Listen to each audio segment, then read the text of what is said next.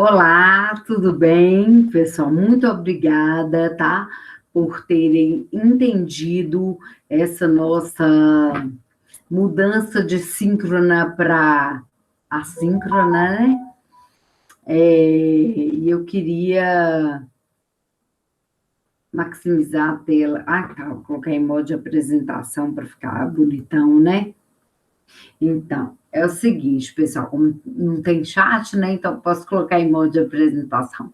Como eu sempre gosto, né? Eu coloco sempre a tela de apresentação, nossa matéria é gestão de operações, eu já expliquei essa mudança de nomenclatura de nome, né? De administração, de produção até uma determinada época, e depois de gestão de operações, e essa amplitude de visão, que passou a ter uma visão mais holística de todas as operações, e eu quero desde já, se vocês não estiverem entendendo alguma palavra, tipo holística, maximizar. Esses dias o pessoal fez um glossário enorme lá no técnico. Então, por favor, pessoal, é a hora, a gente está estudando, está aprendendo, está trocando informação. E às vezes eu não tenho certeza do que vocês já sabem, tá? Então, também eu fico sem graça de ficar falando coisa que vocês já estão cansados de saber. Então, por favor, é a hora de colocar aí. Então, é o seguinte, eu sempre trago a ementa, né? A ementa dividida em tópicos. A gente já andou falando bastante, não só sobre o histórico, como sobre o modelo, como sobre os tipos de operações, sobre as atividades, o gestor, né? E da gestão, do papel estratégico. A gente vai voltar nesse assunto na semana que vem, como uma forma de retrospectiva.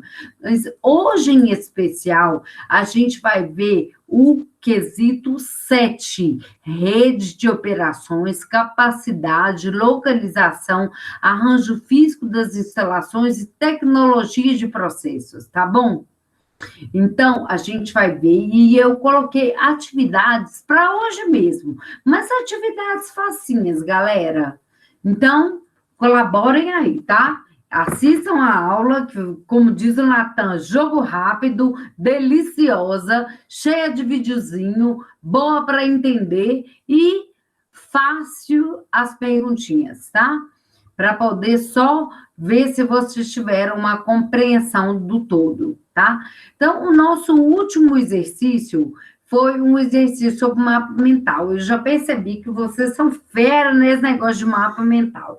E esse mapa mental, ele fez meio que um emaranhado de tudo que a gente já estudou. Significados, sistemas, modelo, isso tudo que eu apresentei antes. Então, na próxima aula, a gente vai falar de tudo e tem um simuladinho, né? E aí, eu coloquei aqui o glossário, mas eu não vou mexer nele hoje, porque a gente está fazendo de forma assíncrona, né? Mas eu gosto que vocês, se vocês tiverem tendo alguma dúvida, individualmente, podem, inclusive, mandar para mim, ou pelo chat, ou pelo zap pessoal, né? Você já tem aí, você já sabe. Continuando, eu coloquei um modelinho geral da administração. Olha que bacana, porque eu, estudando, acabei achando esse modelinho, achei tão legal, olha só. Aqui do lado, tudo que é input, né? Todos os recursos que vão entrar para o nosso processamento. Então, olha só, recursos de entrada a serem transformados, materiais, informações, consumidores, recursos de entrada, transformação, instalações, beleza. Tudo que está embutido no input. Aí vai ser transformado. O que tem na transformação? Projeto, que é o que a gente está vendo também junto com o Doni, melhoria, que são as propostas que estão embutidas muitas vezes no projeto, planejamento, está vendo como que na administração está tudo começando, você já está no terceiro período, está tudo se encaixando de uma forma que está difícil dissociar logística de contabilidade, gestão de pessoas, não está difícil dissociar, e é assim, daqui a pouco vocês não vão conseguir, vocês vão falar assim, meu Deus, mas se eu tratar a gestão de pessoas, eu preciso tratar marketing, que eu preciso tratar contabilidade, que eu preciso estar... E é por aí, tá?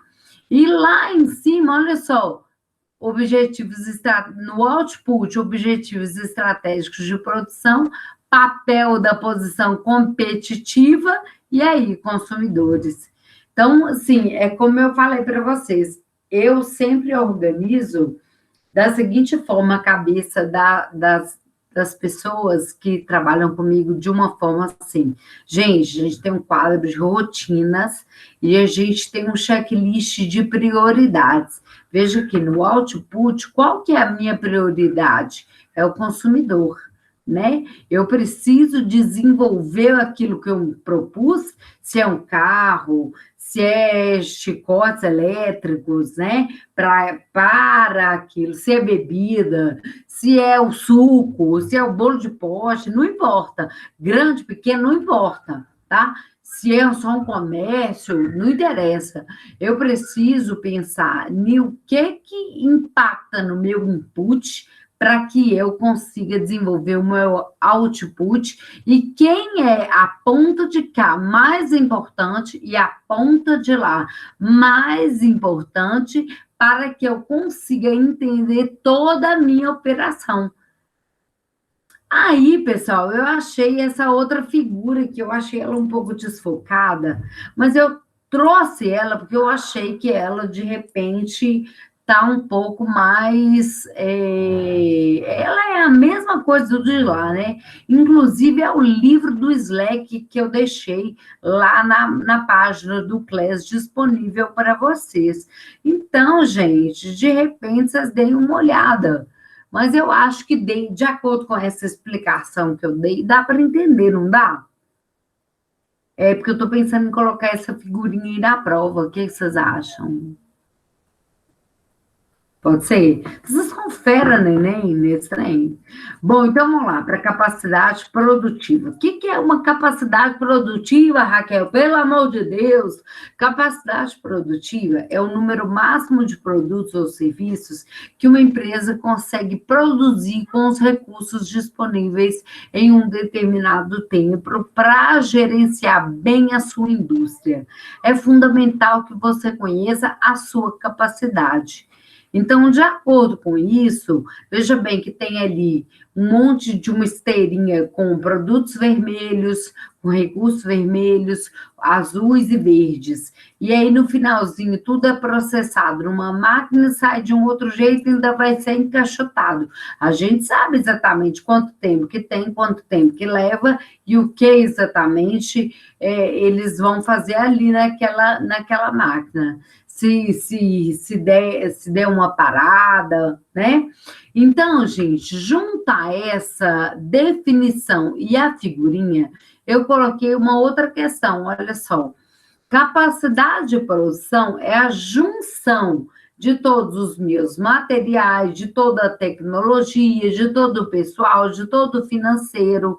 Lembra que eu dei o exemplo de uma consultoria de uma moça que eu falei com vocês, que eu ficava até desanimada com ela, porque a cada dia ela criava mais produtos. Eu acho que eu falei com vocês sobre isso em marketing, mas serve para esse caso também. Essa moça, ela, por exemplo, produzia pão de queijo. O pão de queijo dela, ela tinha 5 tipos de pão de queijo diferentes. É congelado. Um pão de queijo com semente de girassol que faz bem para lá. Beleza, ótimo.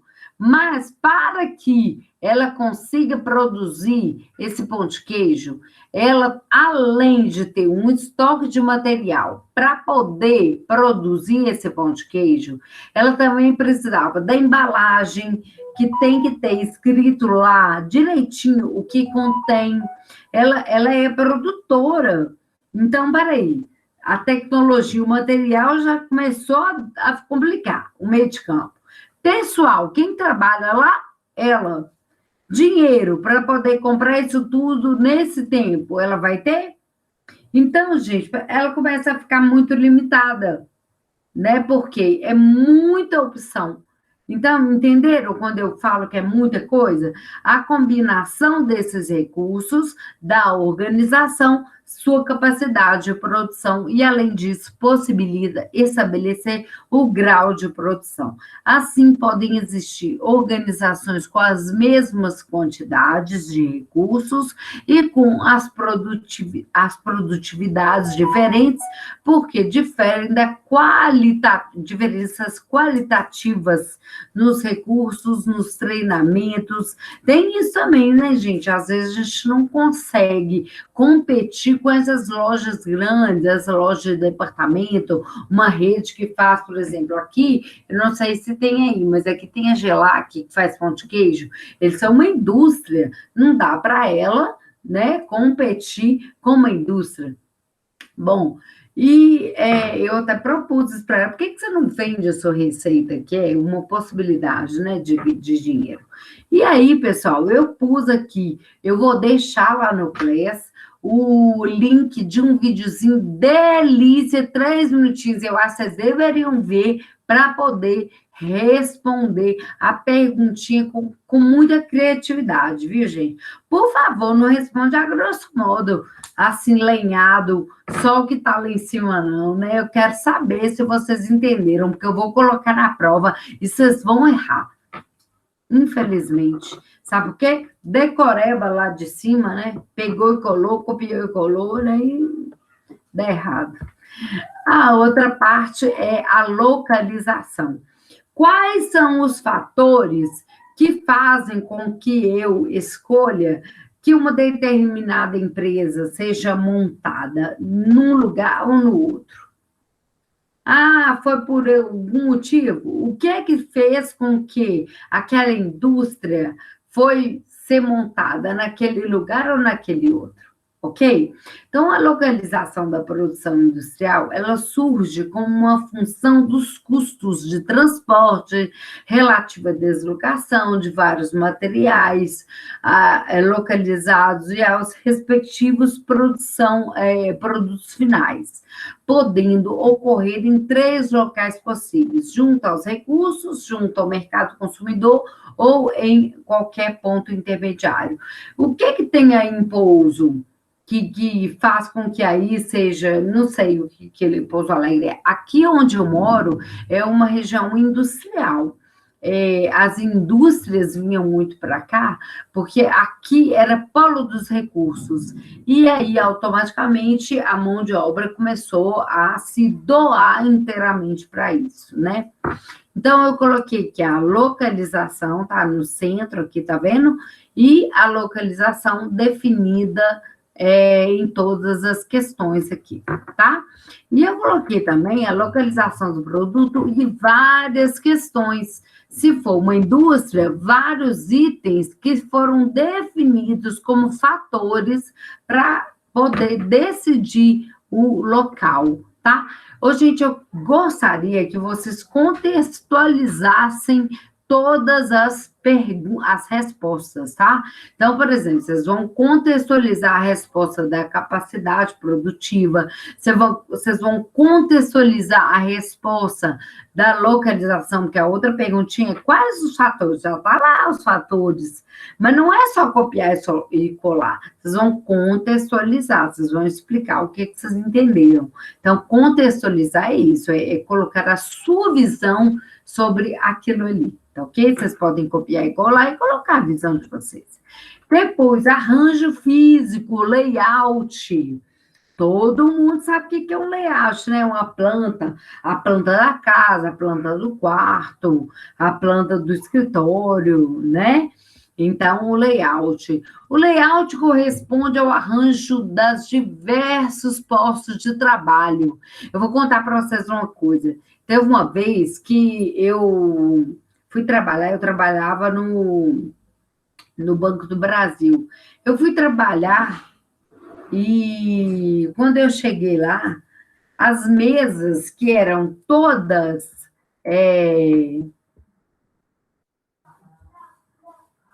viradas para a parede, de repente, estavam agrupados no centro, de forma que um computador estava de costas para o outro. Ô, gente, mas aquilo foi tão ótimo, porque facilitou o processo em todos os sentidos, melhorou a comunicação do pessoal que ele trabalhava, foi muito bom, tá? Então, veja bem, deixa eu só voltar aqui. O layout, então, ele é definido de acordo com a preocupação de melhor se adaptar às pessoas ao ambiente de trabalho, segundo a natureza. Há uma arrumação dos móveis, das máquinas, dos equipamentos. Eu já falei para vocês também que eu tive uma loja de calçados, né? O layout trazia um impacto extremamente importante. Por quê? Porque a pessoa falava assim, eu quero aquele tênis ali. Aí eu ia lá buscar o tênis, aí não tinha o número que a pessoa pediu, não pegava do lado, rapidamente. Por quê? Porque já estava organizado de forma que seria fácil de eu pegar. Então, os princípios do layout, princípios da economia de movimentos. Lembra que lá em Fundamentos da Administração a gente estudou tempos e movimentos? Exatamente, encurtar a distância entre os operários e as ferramentas. Eu queria fazer um convite a vocês. Eu sei que é em Pouso, tem Marte Minas. Se eu estivesse aí, se a gente não tivesse nesse momento de pandemia, eu ia convidá-los e arrumar uma visita técnica para a gente ver essa questão do layout. O Marte Minas é muito massa. Eu já fiz uma visita técnica aqui em Sete Lagoas com meus alunos para ver exatamente isso. Por quê? Porque eles não têm estoque. E o layout é organizado, o estoque é colocado acima da prateleira que é desenvolvida em célula. Então, a prateleira que vende, por exemplo, leite, as caixas estão organizadas, o estoque acima e tem datas. Imagina se isso tivesse bagunçado, gente. Então, outro princípio importante, princípios do fluxo progressivo, maior continuidade dos movimentos entre uma operação e a subsequente, sem parada, sem volta, sem cruzamento, tanto para homens quanto para os equipamentos. Princípio da flexibilidade, propiciar rearranjos econômicos em face de inúmeras situações, e princípio da integração, integrar entre diversos fatores de um processo de trabalho. Gente, se eles já pagam um cara da empilhadeira, para que eles vão ter cabeça ruim de ter que preocupar com estoque? Lá atrás, é melhor o estoque à vista. Qual que é o objetivo de um layout? Uma aparência mais confortável, a economia das operações, facilitar o fluxo de pessoas e o fluxo de materiais, né? O uso da área, a futura expansão. Tem muito isso, né? Quando a gente vai construir casa, aí a pessoa fala, não construir esse deckzinho aqui, porque se futuramente, né? Pois é, permitir o controle da produção, ok? E os objetivos do layout, otimizar as condições de trabalho do pessoal nas diversas unidades, racionalizar os fluxos de fabricação ou de tramitação do processo, racionalização, a disposição física dos postos de trabalho e aproveitamento, todo o espaço útil disponível, minimizar a movimentação das pessoas, produtos, materiais e documentos dentro da ambiência organizacional. Bom, eu coloquei também as etapas que a gente deve fazer para poder analisar um projeto de layout. A gente faz o levantamento do que é importante, principalmente quando é uma empresa grande, onde tem muito movimento de material e muito movimento de pessoas. Veja bem, se dentro de casa, na hora que a gente arruma, por exemplo, a gaveta de garfo, faca e colher, né? Já é um caos, que mudou de lugar uma coisa e outra. Você imagina numa empresa quando se mudam-se as pastas, os processos, o maquinário, né? Então, é um problema muito grande. Crítica do levantamento, o analista ou a equipe deve examinar, no nosso caso lá no suporte, quando foi proposto a mudança, o pessoal ficou meio assim, mas quando foi feito foi maravilhosamente bem aceito por todos, planejamento das soluções e a crítica do planejamento. É bem um projetinho, né, galera? Tá vendo que tudo não foge a um projetinho? A implantação efetivada a escolha do novo layout e, após a aprovação dos usuários, deve ser programada a implantação da solução que melhor atenda à necessidade da organização importante. Então, a preparação do pessoal para aquilo lá, né, para essa mudança, para esse desenvolvimento, da importância daquilo lá, tá ok? E a identificação de todos os itens do equipamento do plano do layout, etiquetância, as peças para facilitar a mudança. E o controle dos resultados, claro, né? Em seguida, o espaço físico, organizacional, influi no trabalho demais, né, galera? Até coloquei uma figurinha aqui, o pessoal, aquela confusão. Importa mais o fluxo entre papéis e pessoas do que aspecto visual de conforto, estabelecido a partir do estudo do sistema de informações e relacionado com a distribuição dos móveis, equipamentos e pessoas, e maior economia e produtividade, que pode influir na motivação. Sintomas de problemas, demora excessiva, fluxo confuso, excessiva acumulação de processos, projetos deficientes de locais, tá? E aí eu coloquei os tipos de layout. Layout posicional, fixo, quer dizer, montar um avião, é muito grande um avião, não dá para ficar colocando um avião, andando com ele. É melhor que as peças e as pessoas se movimentem, né? Então, o produto fica parado e os recursos e pessoas se movimentam até ele. Utiliza-se grandes áreas, grandes atividades. Outro exemplo aí, vocês vão trazer para mim, tá? Outro layout é o funcional ou por processo. Veja lá, tem processo de verdinho, de laranja, de azul, de branco. Máquinas semelhantes que são agrupadas. Aquela pessoa que se especializou naquela atividade, ela tem a expertise daquela atividade. Menos vulnerabilidade nas paradas, grande flexibilidade, troca de produtos, equipamentos de uso geral. Arranjo físico celular. Também, né, as gôndolas, as células de trabalho, legal também, misto, e ainda não apareceu aí o de produto, tá? E vocês vão trazer para mim, eu coloquei um videozinho, faço votos que vocês vejam, e é um vídeo bem curtinho, de um grupo de trabalho de escola, para poder trazer exemplos de outros tipos de layout, tá ok? Façam com que vocês lembrem aí. E finalmente, a tecnologia de processos. A tecnologia de processos são as máquinas, os equipamentos, os dispositivos que ajudam a produção de materiais, a informação aos consumidores, de forma a agregar valor e a atingir os objetivos estratégicos da produção. Hoje, gente, a tecnologia, ela até então, a gente utilizava demais como um adendo do processo. Agora, com esse negócio da pandemia, todo mundo teve que correr, ir lá e apertar, e pegar a tecnologia, né? Então, eu acho que ficou até fácil agora de falar. Aí a atividade que eu coloquei, qual o impacto da tecnologia nos processos? Mas é o que eu disse a vocês, eu gostaria que vocês contextualizassem, tá bom? Então é isso, pessoal. Ficamos aqui.